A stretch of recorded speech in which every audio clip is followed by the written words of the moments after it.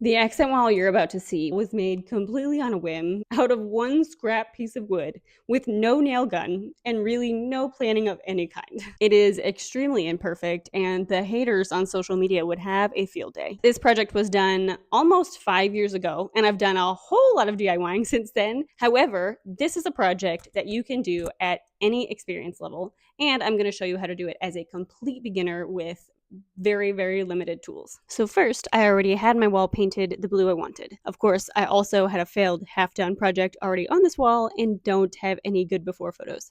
Except for these extremely random and ridiculous and not photogenic photos I took of me and my kids in front of this wall, like this severe undiagnosed ADHD mom that I was at the time.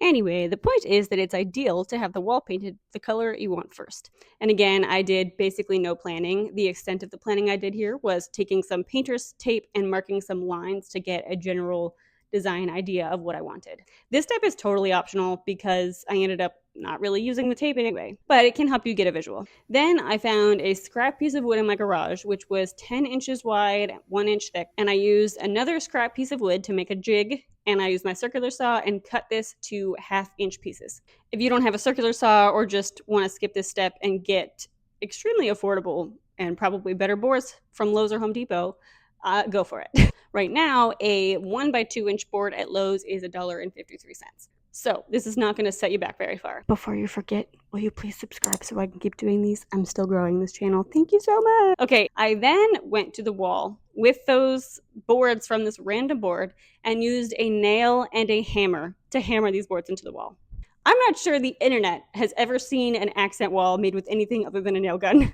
And I have a nail gun now, and I absolutely love it. It's one of my favorite tools. But I didn't have one then, or the budget to buy one.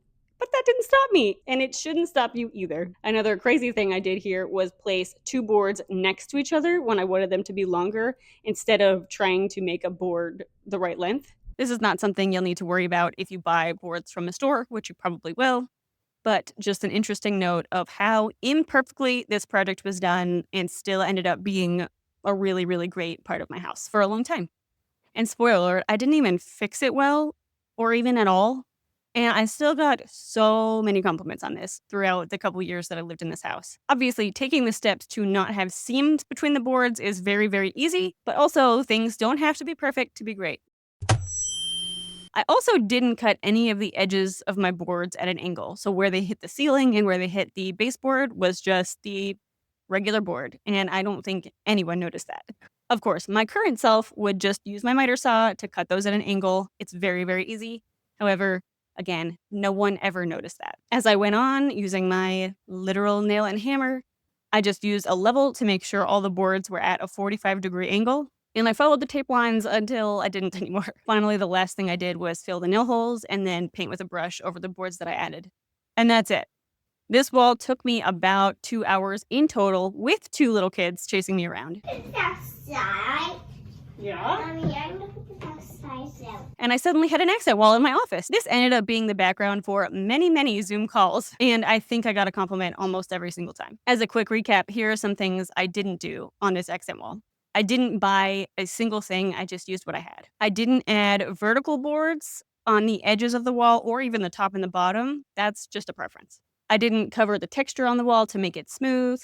I have done this with board and batten walls, but this one didn't need it. I didn't use a nail gun. I didn't cut any of the boards at an angle. I didn't caulk. And I obviously didn't put clothes on that weren't laughably unflattering and weird. What are you going to do? And as you would imagine, this accent wall was very imperfect. If I did it today, I would definitely use my nail gun, caulk, maybe play on the pattern a little bit better. But those things are optional to make it perfect. And it doesn't have to be perfect. Just go for it. Here's what it looked like before and where I got it after. If this video was helpful at all, please subscribe so I can keep sharing honest, easy, affordable DIYs and reviews. Good luck!